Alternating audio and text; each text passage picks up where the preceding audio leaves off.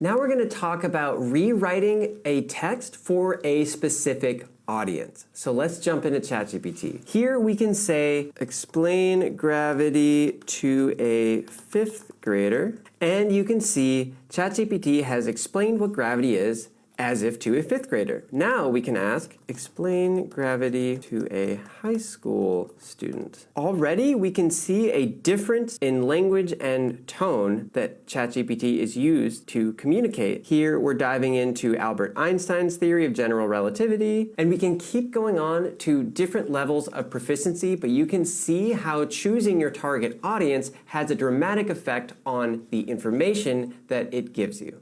And lastly, we'll be explaining concepts to different fields or different industries to see how ChatGPT will break down information to be more digestible depending on what you already know. And here we can see that ChatGPT is explaining the increase in computing power to a software engineer. Next, we'll ask it to explain the increase in computing power to someone who works in marketing. We have to wait till it finishes before we can ask it a new prompt. So here you can see ChatGPT gave us 2 different articles for the 2 different industries and 2 different professions. The increase in computing power affects both of these industries, but ChatGPT is choosing how it's explaining it to the different fields because of the prior knowledge that they probably have.